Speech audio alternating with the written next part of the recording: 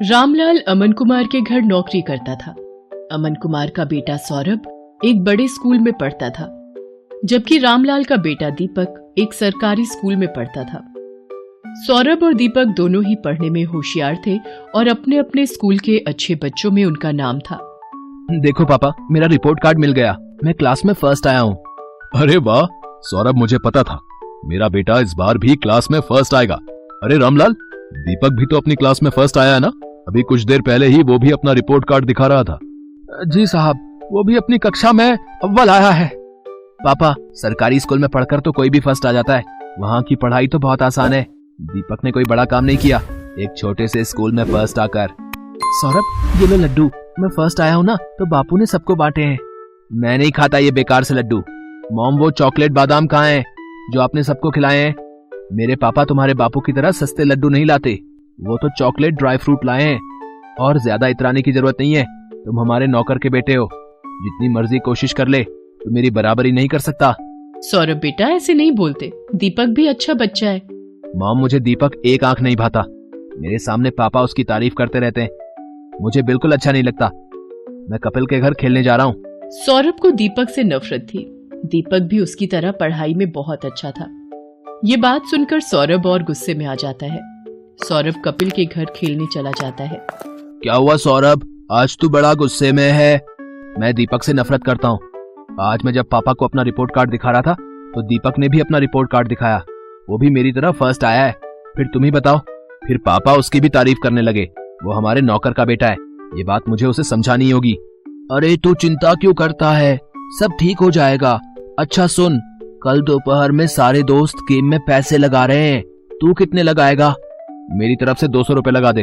अरे तू फिर से अपनी मम्मी के बैंक अकाउंट से 200 रुपए लेगा तो तेरी मम्मी गुस्सा नहीं करेंगी? मेरे पापा बहुत रिच हैं, मेरे पास पैसों की कमी नहीं है। मेरे मम्मी पापा मुझसे कुछ नहीं कहते हैं क्योंकि मैं स्कूल में हमेशा फर्स्ट आता हूँ। सौरभ को गेम पर पैसा लगाने की आदत पड़ गई थी। वो आए दिन अपने दोस्त कपिल और बाकी दोस्तों के साथ ऑनलाइन गेम खेलता और उस पर पैसे लगाता। सौरभ पढ़ाई में अच्छा था, इसलिए उसकी मम्मी भी उसे अकाउंट से पैसे लेने के लिए कुछ नहीं कहती थी। सौरभ, तुमने मॉम के अकाउंट से आज फिर 200 रुपए निकाले हैं। पापा, वो मेरा ऑनलाइन ग्रुप गेम चल रहा है ना, तो उसी के लिए चाहिए थे। अरे मुझे पता है, सौरभ ने मुझे बता दिया था कि वो 200 रुपए ऐड कर रहा है। बेकार में गुस्सा होते रहते हो मेरे लाल पर। वो तो ठीक है संध्या, पर चलिए आप नाश्ता कीजिए, बच्चे हैं आपस में लगे रहते हैं। संध्या अमन की बातों पर ध्यान नहीं देती। सौरभ को गेम खेलने की आदत पड़ती जा रही थी।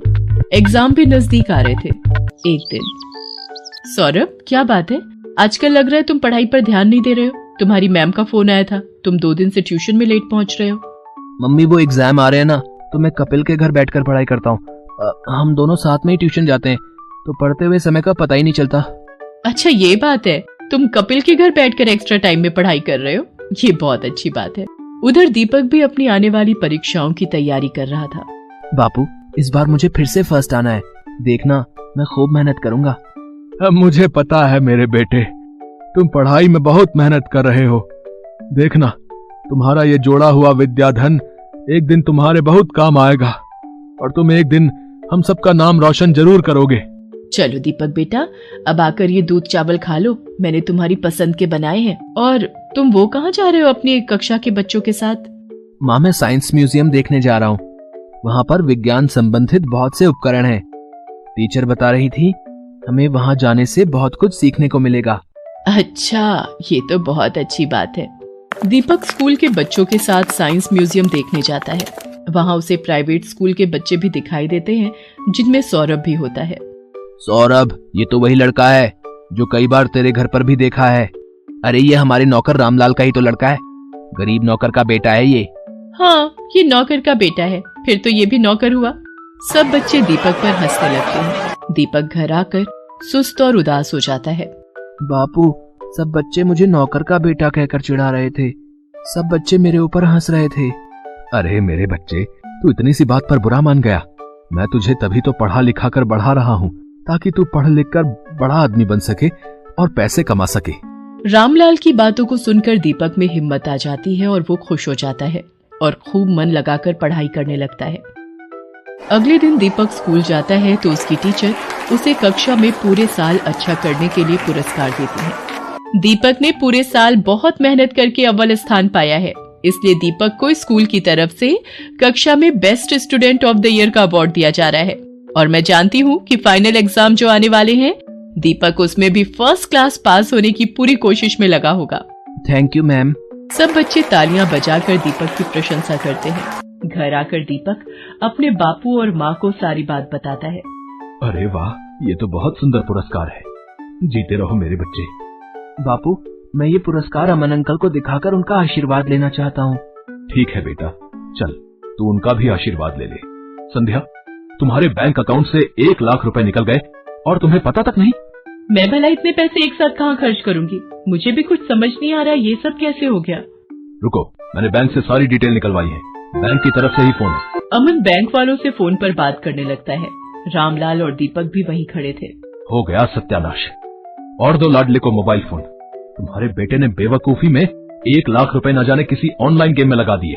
अब भुगतो। और है कहाँ ये सौरभ? वो तो अपने दोस्त कपिल के साथ ट्यूशन गया है। मेरे फोन पर सौरभ के ट्यूशन से फोन। जी, मैं सौरभ की मम्मी बोल रही हूँ। क्या सौरभ ट्यूशन नहीं आ रहा? पर जी ठीक है, सौरभ पिछले 1 हफ्ते से ट्यूशन नहीं जा रहा। तभी सौरभ आ जाता है। क्यों सौरभ, ट्यूशन से आ गए? जी पापा। अब तुम झूठ भी बोलने लगे हो।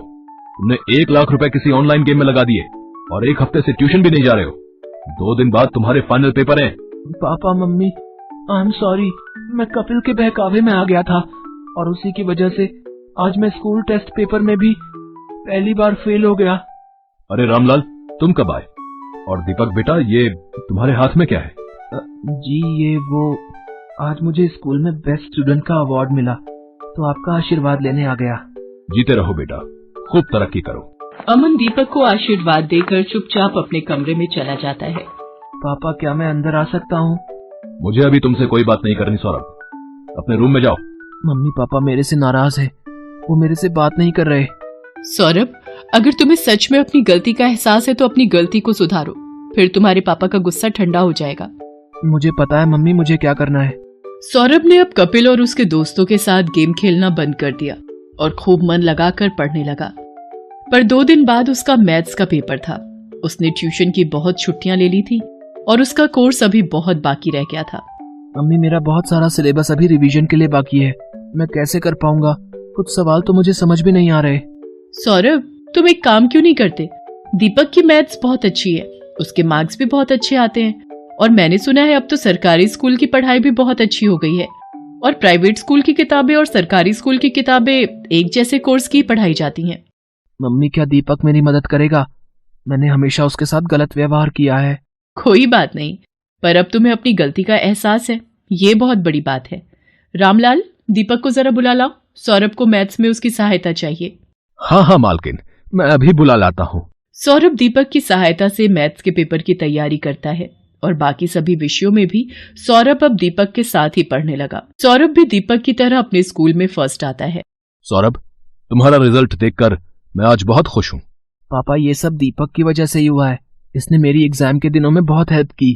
थैंक यू दीपक। रामलाल, तुम्हारा बेटा दीपक बहुत होनहार है। देखना ये एक दिन जरूर बड़ा आदमी बनेगा। अमन अंकल, एक दिन मैं भी आपकी तरह ही बड़ा बिजनेसमैन बनूंगा। दीपक की बातों को सुनकर रामलाल की आंखों में खुशी के आंसू आ जाते हैं और वो दीपक को गले से लगा लेता है।